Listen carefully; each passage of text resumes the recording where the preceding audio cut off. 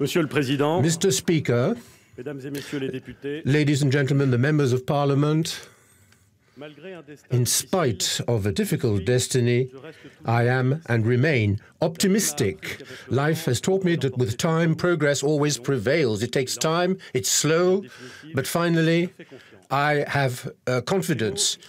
These are the words of Simone Weil. She said them in 1995, but they are eternal and they are the words of France. They say the effort for progress to materialize and how much confidence and progress are linked. So, as I speak to you, the representatives of the nation, after quoting Simone Weil, I'd like to speak about another lady who, at the end of summer 2003, opened the school of Paris. This young lady grew up in Seine-Saint-Denis, went to the schools in difficult, underprivileged neighborhoods.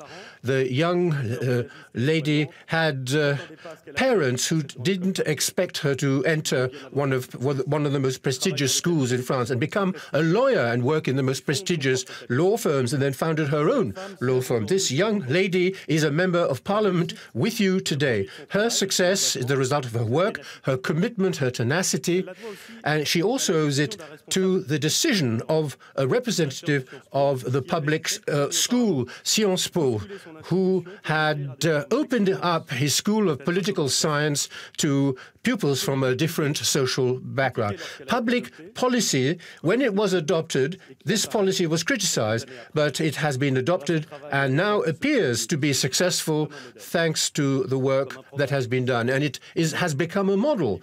It is long, it is difficult. et pas seulement pour cette jeune fille. Au moins deux d'entre vous ont bénéficié de cette politique publique audacieuse. C'est un jeune homme de Saint-Laurent-du-Maroni, A young man, Benjamin, who may be one of the major personalities of this. Des parcours individuels, certes, mais rendus possibles par une politique publique. Ainsi va la République. That is the Republic, or that is how the Republic should go. I am looking at this assembly, I'm looking at the members of Parliament. I see a cattle breeder in La Creuse. His father was a farmer, his grandfather was a farmer, and many of his predecessors. And in the land where he lives has the name of his family. He fought to continue living in that part of France and to defend French agriculture. I can see a young woman, an officer, who commanded a brigade of the army on the theatre of operations abroad. And another young man was brought up by the Republic and can be proud of representing the nation today. I see sportsmen and sportswomen, entrepreneurs, scientists, militants of voluntary organizations.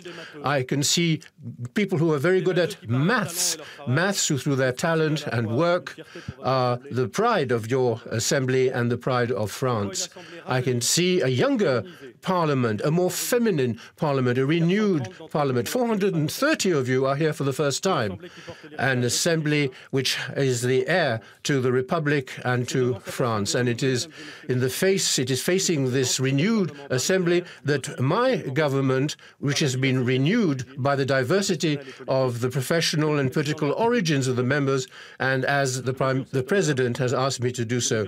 It's a great honor, it's a great responsibility, and I am approaching this with great humility, all the more so as to prepare for this general speech, I reviewed all the speeches by my predecessors. And since Michel Debré in 1959 to Bernard Cazeneuve in December of last year, all these speeches were inspired by sincere convictions, patriotism, worthy of praise, and by a sense of the state. One must have the courage to say so. France has never lacked competent and exceptionally good political leaders, and I owe a lot to Alain Juppé, to whom I wish to pay tribute. Two of these general presentations of policy struck me particularly. The blocked society, three features: the fragility of our economy, the often defective functioning of the state, and the archaism and conservatism of our social structures. These words are still very topical. They were pronounced in 1969 by Jacques Chaban-Delmas, 48 years ago. Many of us weren't even born then. The second quote is more recent. Our priorities are not those of half of France against the other half, but the priorities of all French citizens. The policies are those that the people want, and we must not neglect what people want. And that was Michel Rocard in 1988, nearly 30 years ago.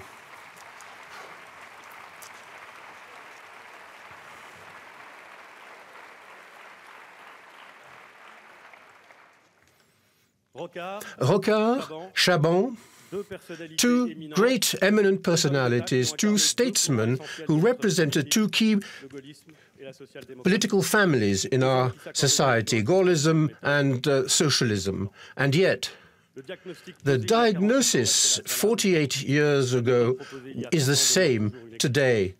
And we still have the same requirements. But France, unlike many other countries, cannot solve its problems because of the discouragement and disenchantment and anger. We have those feelings. We share those feelings. We feel them ourselves. We know how widespread they are. Our compatriots express this strongly in the presidential elections by abstaining or by voting in a neutral way. We must understand this anguish. We must understand this anger. But our compatriots also expressed a great hope by electing Emmanuel Macron to the presidency of the Republic. Many other democracies are looking inwards. France, on the contrary, with President Macron, is opening up. They prefer to nostalgia the challenge of the future. They had to choose between anger and confidence. They expressed their anger, but they have chosen optimism and confidence. Since his election, President Macron has shown us the course to follow, and I'm delighted by this. We need a course. We need a goal. He also indicated the method to achieve that goal. Tell the truth, work with all the men and women of goodwill, and obtain concrete results as quickly as possible. The course is clear. It must be followed. And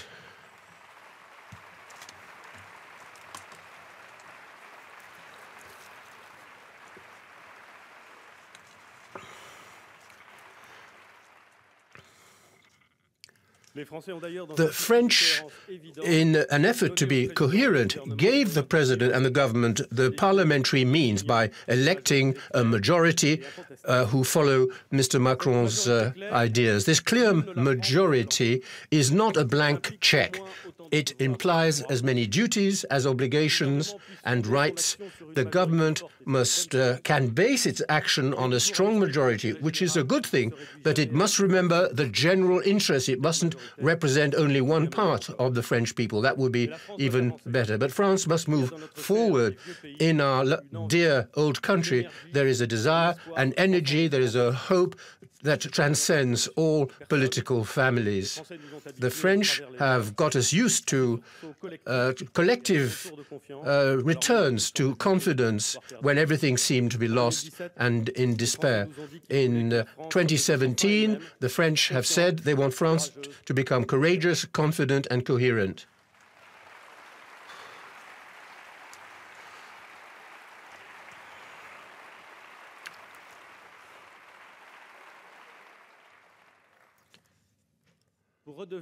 To become herself again, France must restore confidence. And first of all, the confidence of the French in public action. I'm talking about confidence, not just morality, or I don't want to mix things up. I'm not in favor of complete transparency. I believe in the old Roman word of virtue, rectitude, and courage.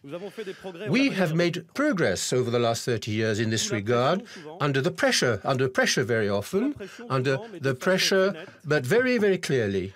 The rules of the financing of political parties and of political campaigns are much stricter today and much healthier than they were 30 years ago. Let's accept this progress, which is significant. I would like to clearly say it. We mustn't let people discredit those who have decided to dedicate part of their lives to the service of the public and their fellow citizens. But we need to act. There are more things to be done. There are certain practices which were tolerated for a long time, but which the French people no longer accept. We must set a framework to restore the confidence of the French in a more ethical approach to politics by elected officials. That will be the first bill which will be submitted to Parliament. We will also launch this year institutional reforms which are indispensable to the modernization of our democracy. I will particularly insist on the reform of the justice system. In the rule of law, under the rule of law, you need a strong justice system. If it is too slow, if it is too distant, if it is unequal, if it is too complex, confidence becomes more fragile. The constitutional reform will strengthen the independence of magistrates and judges. A 5-year plan will be submitted to Parliament for reforming and reinforcing the means of the justice. The Minister of Justice will simplify, reorganize, and digitalize the justice system. And that means making it easier for citizens to have recourse to the justice system when there are very serious crimes, and to fight against fraud, terrorism, violence, and attacks on the most vulnerable people. Sentences will be stricter, and there will, instead of more procedures, we will have more effective action. 15,000 more places for prisoners will be built in prisons. If we can't incarcerate those who should be in prison, it is unacceptable. But we must also treat prisoners in a dignified way. We mustn't turn prisons into incubators of crime. That is our challenge. It is also necessary for our dignity.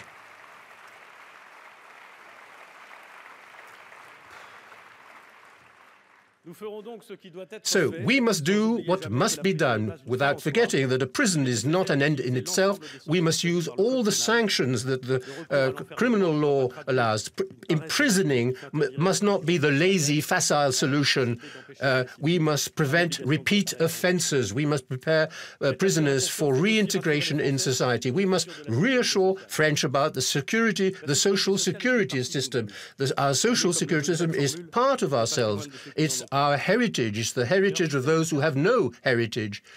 So we must treat it as a heritage. We must maintain it, preserve it. We must renovate it.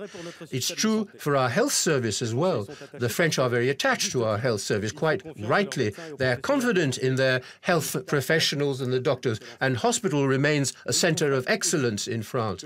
But they also want the system to be better coordinated, that there should be a better balance between emergency treatment and ordinary treatment. And we must prevent exclusion of people from care and inequalities. So we will renovate the health system in the autumn. We will submit diseases that we thought had been eradicated are reappearing on our children are dying of certain diseases which had disappeared in the country of Pasteur. This is unacceptable. Next year, vaccinations for small children recommended by the health authorities will become mandatory again.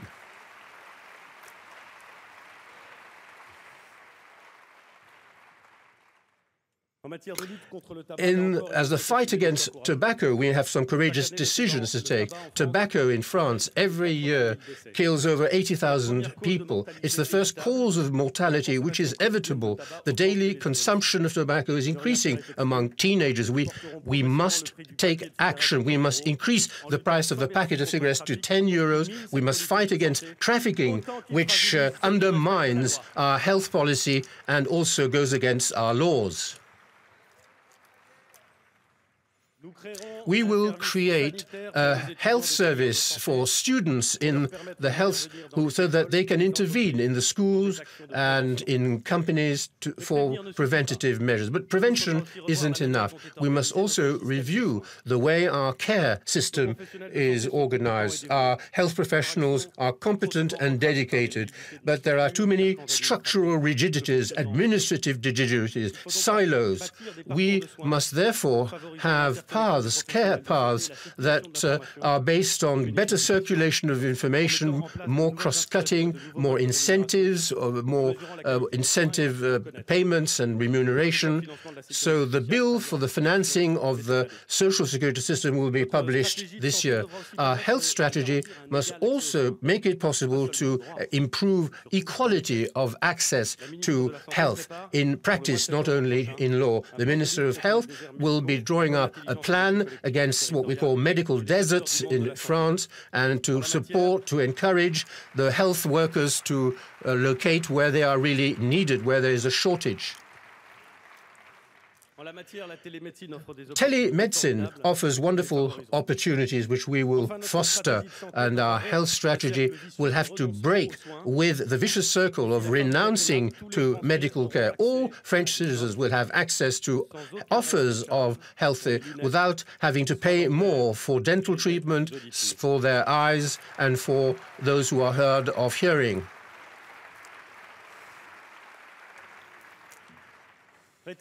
Restoring confidence means we, all of us here, will be judged on the way we behave with the weakest members of society, not only changing our approach to the aged, the poor, and the disabled, but recognize everything that we have to learn from them. From 2018, we will increase the minimum pension for elderly people, and we will improve the social rights of those who have given up seeking after them, who have given up asking for them because they have no confidence in the system.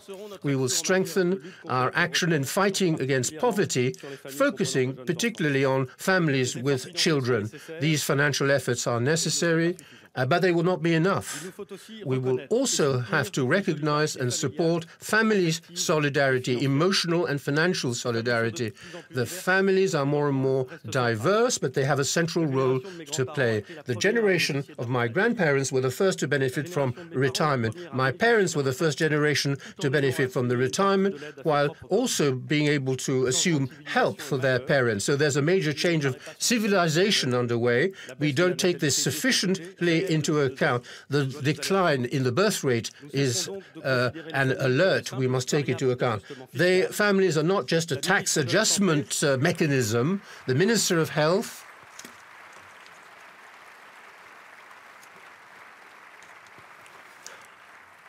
The Minister of Health and of Solidarity will submit measures to improve maternity leave, childcare, and this is part of our national cause of improving equality between men and women. The inclusion of disabled people in society will be one of our priorities.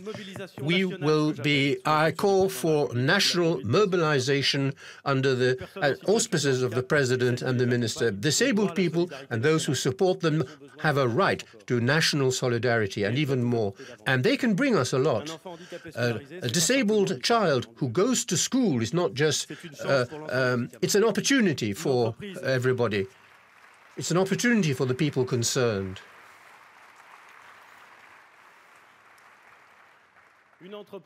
A business or a local government authority that hires disabled people instead of paying a tax means that it creates a stronger and more motivated workforce. The means are not unlimited, of course, but the energy that we will invest will not be limited. Restoring confidence is restoring the link between the central government and local government. The Republic, in the past, only believed in uniformity. French gardens have their charm, but they do not foster the multiplicity of initiatives that the country needs. As the President of the Republic said yesterday, we want to to give local freedoms all their strength, all their place. The liberty to get organized by developing new municipalities, merging counties if it is necessary. The freedom of exercising your skills and by experimenting. And Paris must not issue decrees. We must encourage local authorities to change their organizations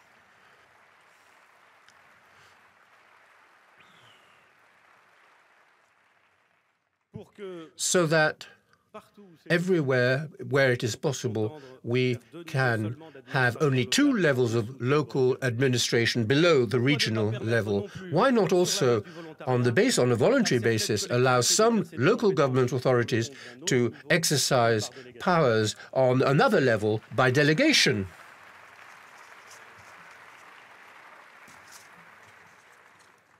En matière de finances locales, nous engagerons avec les collectivités territoriales des discussions indispensables. We will undertake the negotiations that will help us to restore public finances, and it is in this framework that we will undertake consultation on the housing tax, which by the end of the mandate will give most of our citizens higher incomes.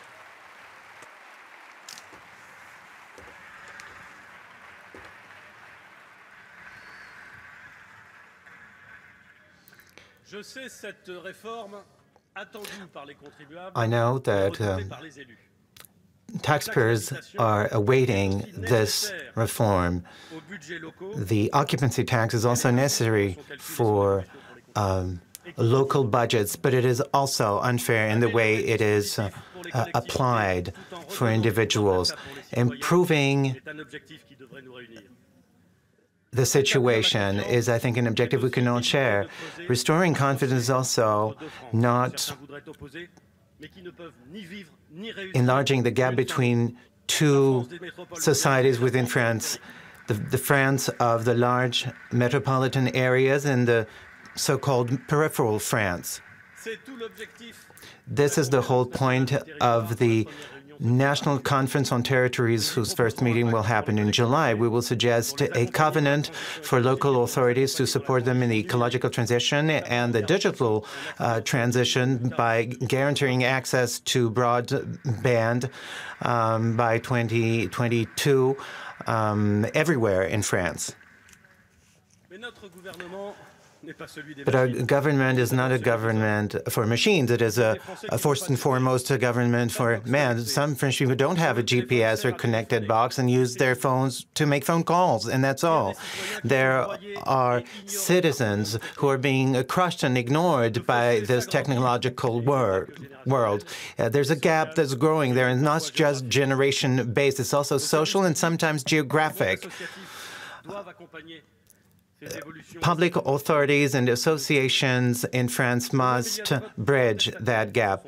We have also seen, both in continental France and overseas territories, a protest vote, as well as an identity vote that was expressed in Corsica.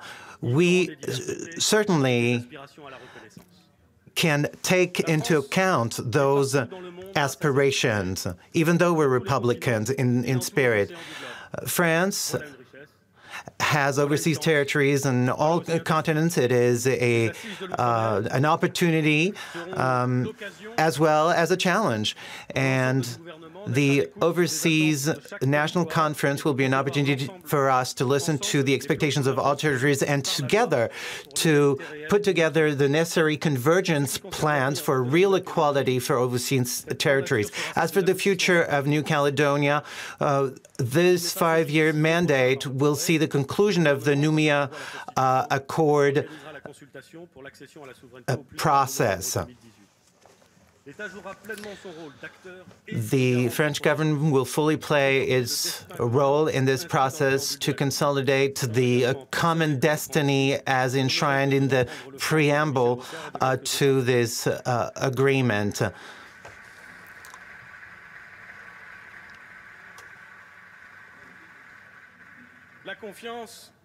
Confidence is also all the things that bring us together. France is a nation And a nation is not just a juxtaposition of territories or a juxtaposition of municipalities or of individuals. It is adherence to a history and a geography. It is a culture that you transmit to your children. Being French is recognizing values and defending a culture. It is recognizing that secularism is necessary for public authorities with total neutrality in terms of the various religions. It is also awareness of the importance of individual conscience, the liberty to believe or not believe, to practice a religion or to practice none. The government will not accept for this founding principle to be attacked or instrumentalized.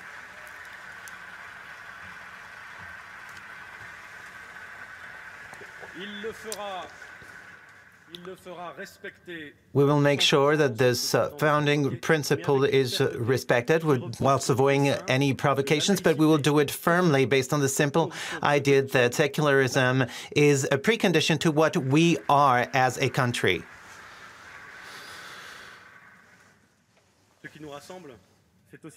What brings us together is also culture, our language, our heritage, the things we share, what makes France admired and loved around the world, what the hate mongers hate, those hate mongers who have attacked our country on several occasions. And the reason they hate this culture so much, they hate music, drawing, art, is because they know that these are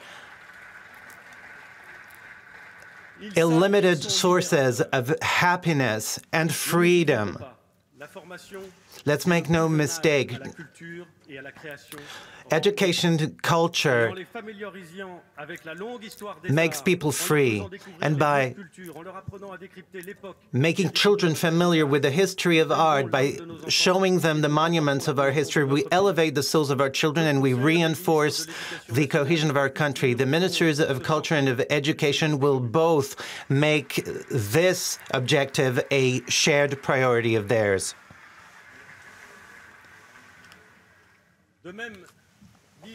Similarly, reading makes one free, and the Republic lives in its libraries, first and foremost, even more so than in the palaces, such as this one. And there is great work being done by libraries and associations around France. And much of what you can read today is digitalized. It is a challenge, but also an opportunity. We should create a culture pass, as the president has suggested, for young people. But let also work with the giant digital companies to make sure that artists can live off their creation and participate in the financing of this access to works of art. Ladies and gentlemen, dear representatives, France can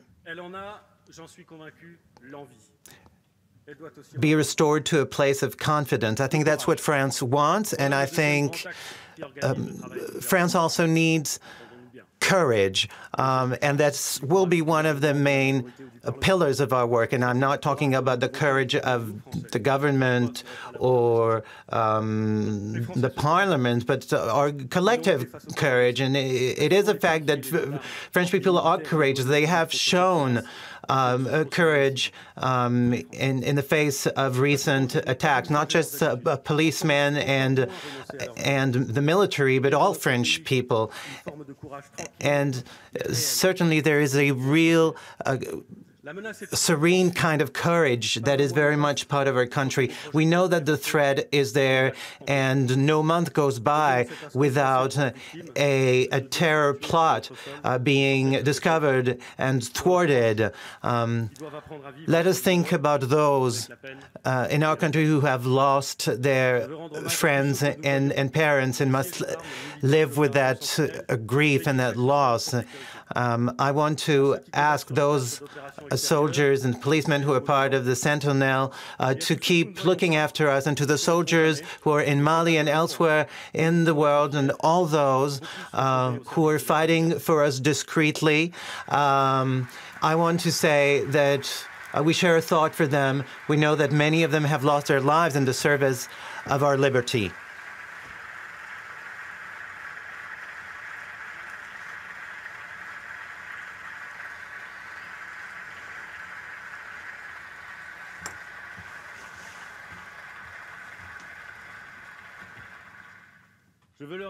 I want to tell them all that we'll give them resources to defend us, as the president has committed himself to. A military programming law will be adopted in 1918, bringing the defense effort to 2% by 2025, and will allow France to fight on all fronts. And let me say that quite clearly, there will be other attacks, other tragedies, other innocent lives lost. We will never get used to that, and we will not let our guard down. Just like the French people, we will confront that threat with calm and cold determination. We will fight terrorism with the most extreme firmness, without forgetting who we are, a republic governed by the rule of law. A republic, ladies and gentlemen, that cannot live in a permanent state of emergency, which is why the president has asked us to prepare the exit from the state of emergency in weeks from now. In parallel, the Ministry of the Interior and the Justice Ministry will work together to fight crime. In the spring of 2018, they will present a bill based on simplified procedures, establishing a security police, which is one of the preconditions to reestablish confidence in our country. Courage also means that we need to take a hard look at the migrant challenge, the pressure in the south of France, in the Calais region, in Mayotte and Guyana, but also within the national territory, as here in Paris, creates considerable and dangerous pressures for public order. This pressure will not go down. The conflict and the economic insecurity in the Middle East and climate-related risks make that situation more urgent and difficult with each passing day. Asylum seekers under the Geneva regime often wait for months for an answer to their application. And others who have been refused asylum status are hardly ever taken away from France. And so we need to change that situation, make sure that France honors its tradition in terms of welcoming refugees from around the world.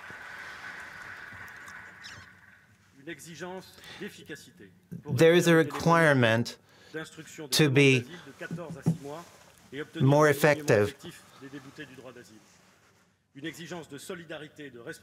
to show more solidarity and be more responsible. So with our European partners, we will reform European asylum law. Ladies and gentlemen, representatives, as I told the prefects who met with me a couple days ago, this is about looking at the world as it is without forgetting who we are. Sure, we want to welcome and we want to help, but we don't want to suffer the situation. That we will not accept.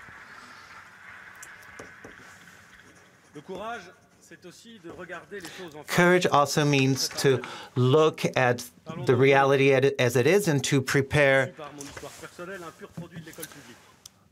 for the future. And let's talk about school. Both my parents were teachers, and I owe a lot to my teachers. We know how devoted teachers in France are to their work and the passion they put into their work for our children. But all studies show that we do well in educating the best students, but the educational gap is growing, and we're not doing what we should in terms of training everyone. We spend much less than our neighboring countries for primary education, when that's actually key to everything else. We do spend a lot more for the lycée, because our whole rigid system is built around the baccalaureate. But 60% of those holding a baccalaureate degree fail in university. And many of those who have a baccalaureate are excluded from the kind of university education they want, because they have not been drawn by lot. There's no equality there. There's no republic there. We can no longer accept that. I would not go back to the measures about the education reform, about support to schools, and the autonomy of schools in France, which will start as of early next year. As for the baccalaureate, we will also reform its operation, and this reform will be fully implemented as of the 2021 edition of the baccalaureate. We also have a strong ambition for vocational training. The links between vocational schools and companies through dual training and work systems and other such systems must be strengthened.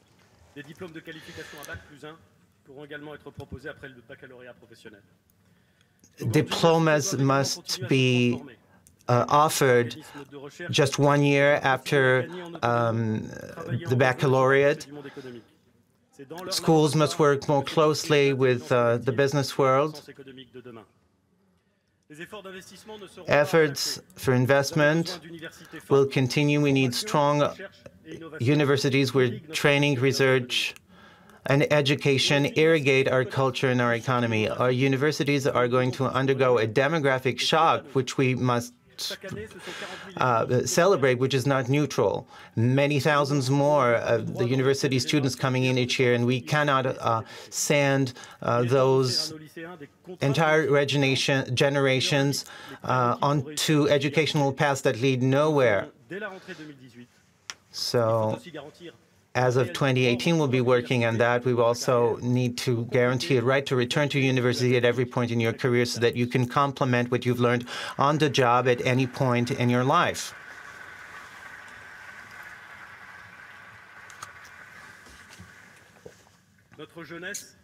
Our youth is thirsty for causes, and this is not just about growth rates or procedures.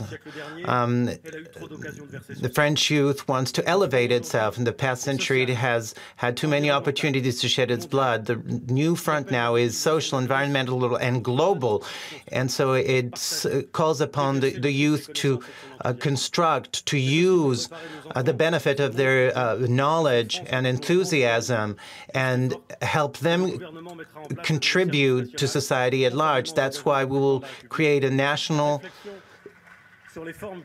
civil service for all, and we will start designing that new national civil service system as of 2017. We also need to renovate our social model. In our country, we legitimately and strongly believe in equality. Equality before the law, equality of opportunities and rights. However, we do see that the labor code is the same for all, but the level of protection varies from company to company, or from type of contract to type of contract.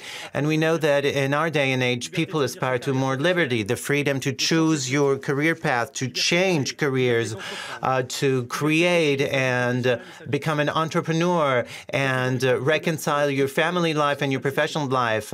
The traditional structures are now weakened. The old borders between family life and professional life, for example, as revolutionized by the digital world, which is why we need to renovate our social model, to have actual guarantees, not just guarantees on paper, to support those who want to take risks rather than just working for those who are already in a position of security.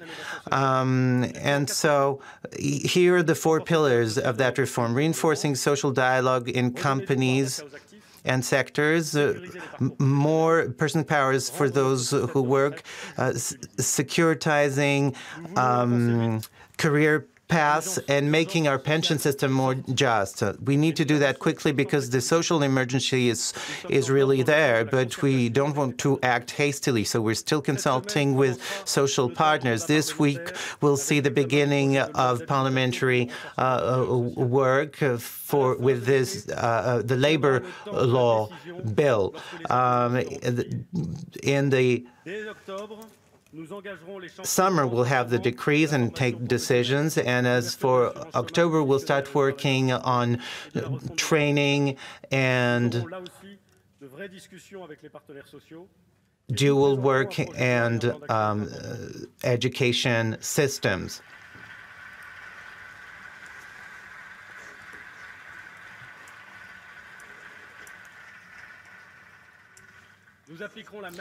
We shall apply the same method to renovating our pension system to make it more just and transparent, so that if you've contributed €1, it creates the same rights for everyone. Again, we will take time to consult with the stakeholders, and we will set the course of the reform in the spring of 2018. In the meantime, we will create more purchasing power for wage earners by transferring some deductions onto the CSG. We will create more purchasing power for 1 million people in the active workforce as of 2018.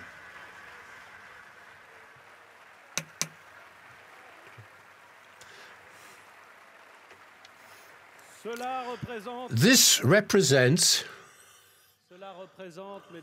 ladies and gentlemen, €250 per year in terms of the minimum wage.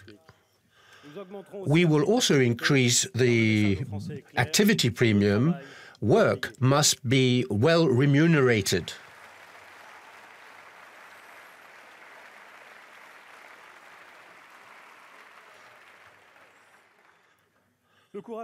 Courage means facing the truth regarding our financial situation. As soon as I became Prime Minister, I wanted to find out exactly what the public accounts were showing. The observations we have made are serious. 8 billion euros of expenditures have not been financed. Our debt achieves an unbearable level, 2,148 billion euros. Every year, ladies and gentlemen, every year France spends 42 billion euros to pay back the interest, 42 billion is more than what we spend on our national defense. It's 5 times the budget of the justice system. This debt puts us at the mercy of the financial markets, which doesn't seem to pose many problems to many people, whose volatility determine our future. If a new crisis were to occur, we wouldn't have any room for maneuver. If interest rates increase by 1 point, and they will increase sooner or later, it's the equivalent of the budget of higher education that will disappear in smoke. And yet, we continue to spend more than our revenues. I'm not in terms of percentage of GDP. We have put people to sleep with those figures. The truth is that when our German neighbors tax 100 euros and spend 98, we tax 117 and we expend 125 euros. Who can think that this can continue like that?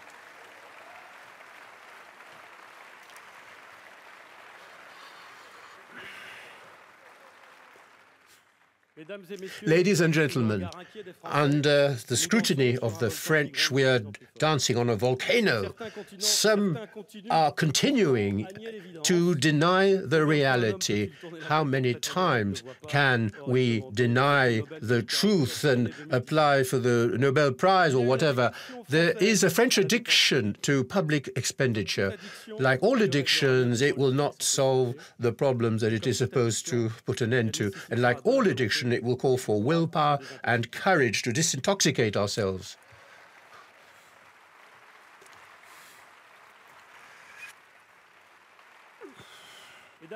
Ladies and gentlemen, the members of parliament, the French don't believe in simplistic situations, be it the exiting from the euro or cancelling our debt. Our European partners have made a big effort to reduce their expenditure after the financial crisis, except us. They know it's unworthy to ask their children, the next generations, to pay for what we can't even afford to ourselves today.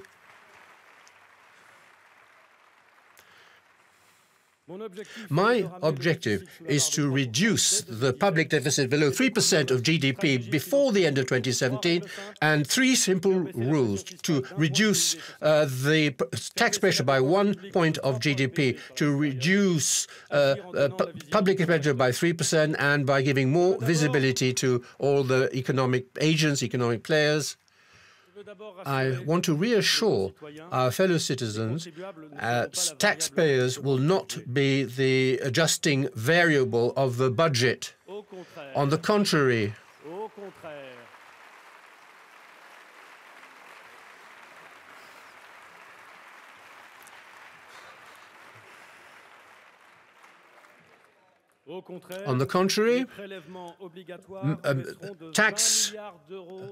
taxes will drop by 20 billion euros by 2022. We cannot be the champions of public expenditure and the champions of taxation. Public expenditures, we have an ambitious goal: stabilize it, and to make sure that it is stable in 2018, excluding inflation. We will not spend more in 2018 than in 2017. All the other states have done this. All the other states have done this in Europe.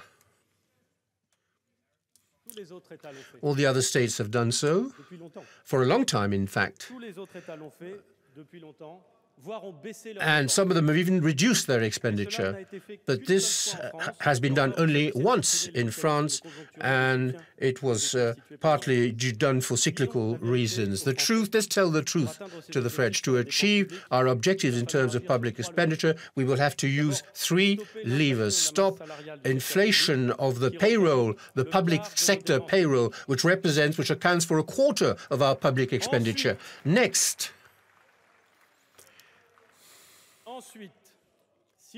if we want to finance our priorities and not to continue to pauperize the state, we must call into question certain missions. Do well what we have to do and stop doing what others do better than we can. No public department will be sanctuarized. We will get rid of any ineffective expenditure, and we need to review our public policies which adversely affect our economically active population. We spend twice as much on housing as other states, and yet the French still have problems finding homes. And employment policy and professional training policy need to be improved. So we will not be saved by expedients. We have to call on the courage and efforts. We will have to act in a just, transparent, and sustainable way by increasing the transparency. So the Minister of Public Accounts will bring together all public departments to set a course for financial recovery. The territorial conference will also increase consultations with local government authorities. In September, we will present the budget for 2018 and a program of financing which will cover the entire 5-year mandate. This trajectory will restore the balance of the social security system by 2020. We will have to lay down new rules to reduce the deficits of our social accounts. We must preserve the balances of our retirement system while making it juster and more visible. And the report shows that a return to equilibrium will not be possible before 2040 if we continue as we are today. To achieve these goals, we must transform the state and our public services. This will be done in several waves by the spring of 2018, consulting involving the users, parliamentarians, and public servants. We will focus on digitalization, and we want digitalized public services which are as good as private sector services. We want to establish a digital platform. Online citizens will be able to communicate with their public services online. Something is too complicated, too ambitious. I visited Estonia last week. Estonia has done it, so it should well be within our reach. We should be able to do the same.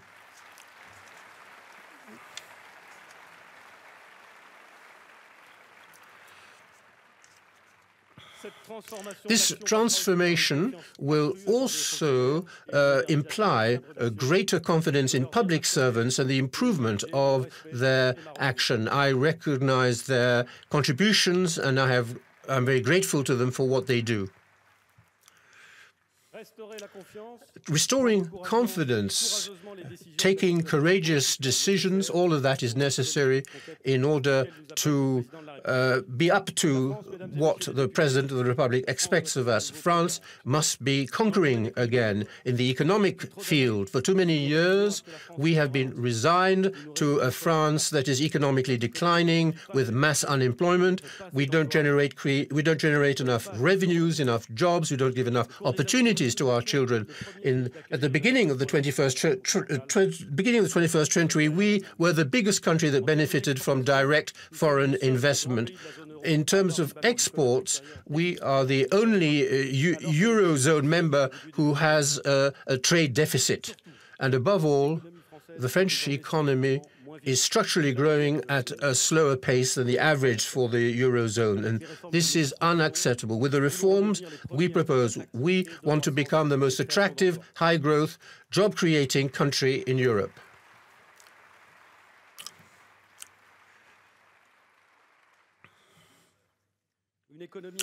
An attractive economy is an economy where charges do not weigh on those who are creating wealth.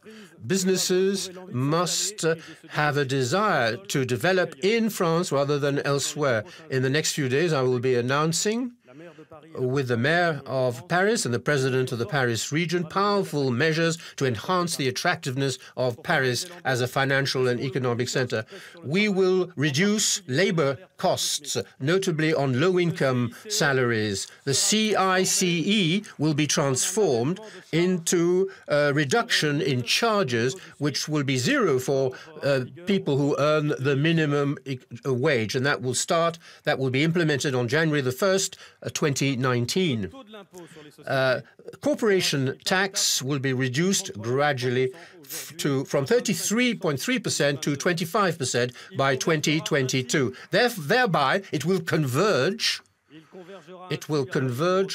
On the European average. The budget for 2018 will specify the pace at which this reduction will take place. We want to reduce the constraints on our entrepreneurs, notably small businesses and self-employed people. We will simplify regulations, and in 2018, we will reincorporate the social regime of self-employed workers into the mainstream system.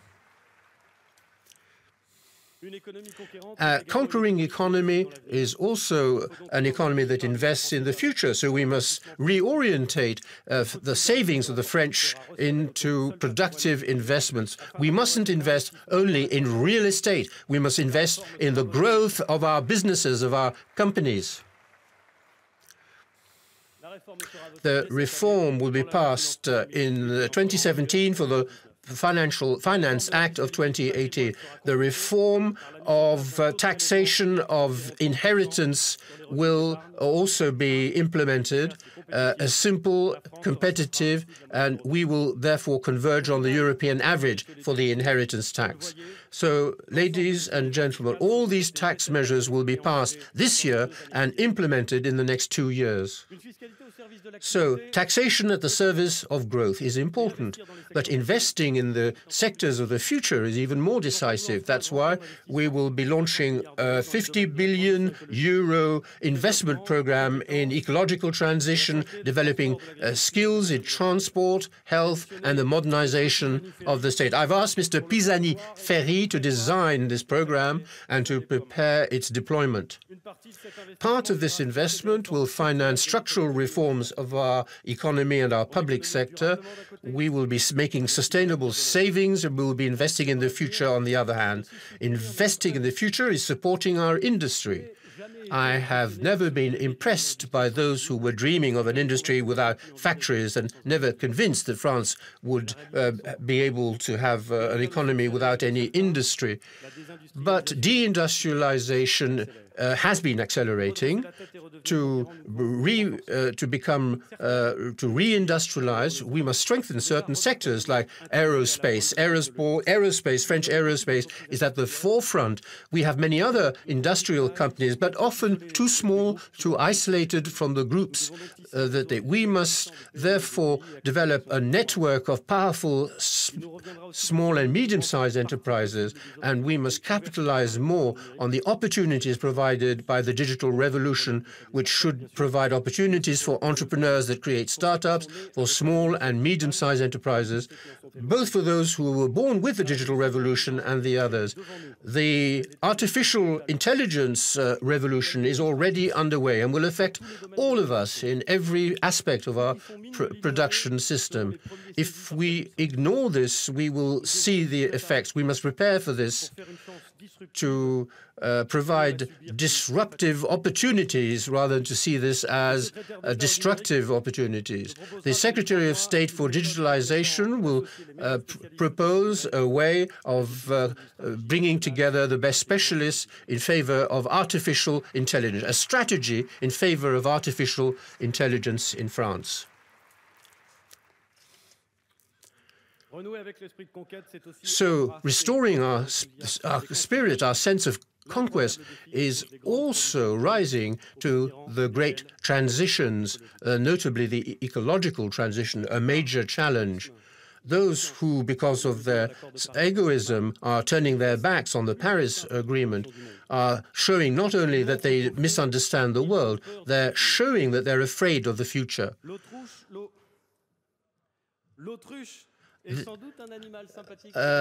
An ostrich is a nice animal, but putting your head in the sand has never been a good way to face the future.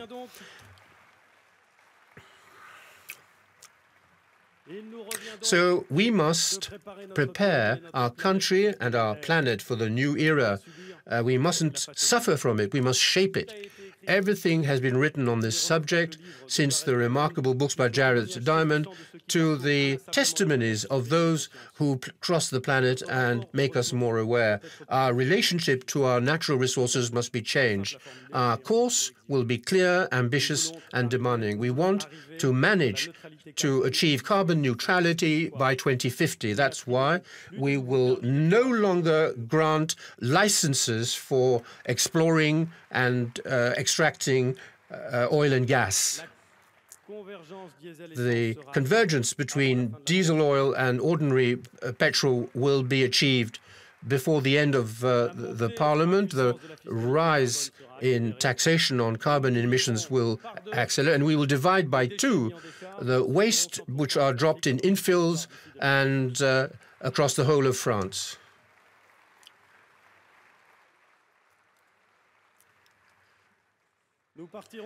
We will be acting on the principle it's better to tax pollution than to tax labor, and we need to encourage people, we need to incentivize people rather than apply punitive taxation. Major transport infrastructures must focus now on new modes of mobility based on new technologies, both in the public and in private sectors, in large companies and small. We will organize in September a big conference bringing together NGOs, users, transport companies in order to reorientate investments in mobility. The law on mobility will open up transport to competition, which we must not be afraid of. National transport operators are already international champions. Another area where a deep transition is necessary is housing. To build new homes, a law will be passed in the autumn to simplify housing construction in large population areas. We will simplify the procedures for building homes, and building permits will be made easier and taken at the level of where the populations are actually concentrated.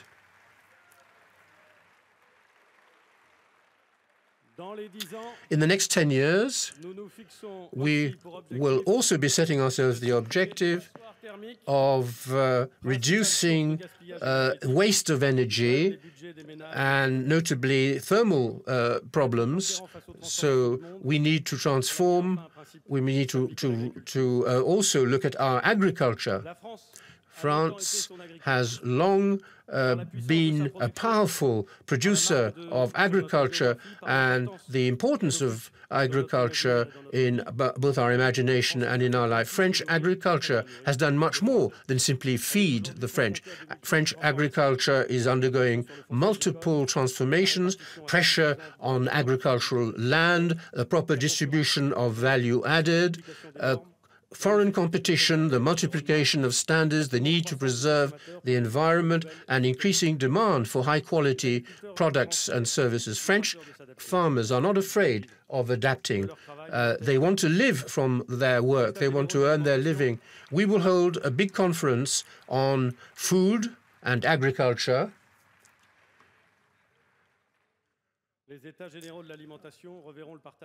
And we will review the sharing of value added in agriculture. It's not normal that farmers can't pay themselves a decent wage and live above the poverty line. It's unacceptable, and yet it is a reality. So we must also fight for the common agricultural policy of the future. We must increase our confidence in healthy food and build new models, notably by reviewing the question of pesticides and other products. And since I've been the mayor of Le Havre, please allow me to say that the winning France, that France is the first wanted centuries ago, must be oriented towards the sea. We must use our maritime power to create new jobs, particularly in marine industries, and to channel more and more goods to our harbors and ports.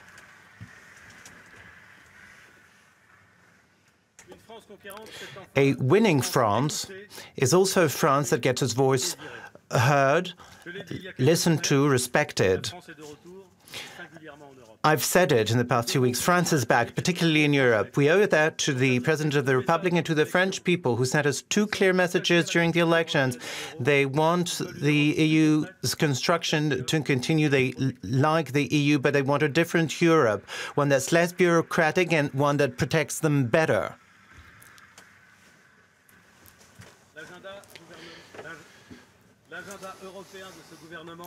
This government's European agenda is based on 3 pillars. Do everything that's possible to reconcile the French people with the EU and work towards a protective Europe based on a better governed Eurozone that converges in terms of its social rules, particularly in terms of workers and seconded workers, and also redefining our 27-member project with Germany and other willing partners, the negotiation of Brexit, and financial prospects for the post-2020 period. The President has told us yesterday that we also need to act to make sure that France is again a world power. Being a winning country means that we can attract intelligence by having an increasing number of foreign students to enrich our technology and our country. It is also showing the world who we are by organizing those large events where the whole planet will be looking at us. The 2024 Olympic Games candidacy is such an opportunity, and if it works out as I hope, it will be a unique chance to reinforce the status of and influence of France and Paris on the world stage. So let us be a winning country again. The changes underway in the world create a lot of opportunities for France because this new world needs science and reason. It needs order and law. It needs technology and culture. It needs dialogue and solidarity. And France happens to be all of that.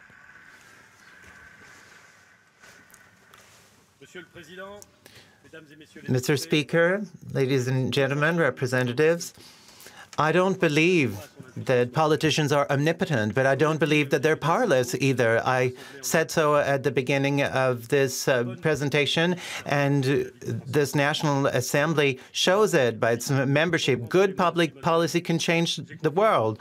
But to repeat what Simone Weil once wrote, I have confidence in our ability to progress. And I know what we can do when we're supported by the French people. So I have this will. The whole of the cabinet ministers share that will. We will be working with this method, effectiveness, collegiality, and we submit this working method to you as legislators by adding perhaps respect and the requirement to tell the truth.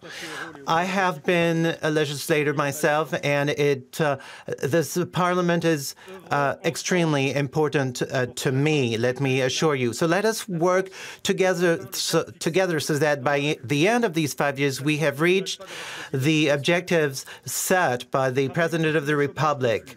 Let us work to curb unemployment, for rural territories to keep living, for urban neighborhoods to develop their potential, for job creators to create jobs, for company creators to create new startup companies, and to work in better conditions. We have these hopes, and we can certainly fulfill with the hopes. We have that ability. So that will be our effort, and I ask you for your confidence in the method we are putting forward, and this is why I commit the responsibility of my government on this general statement of policy.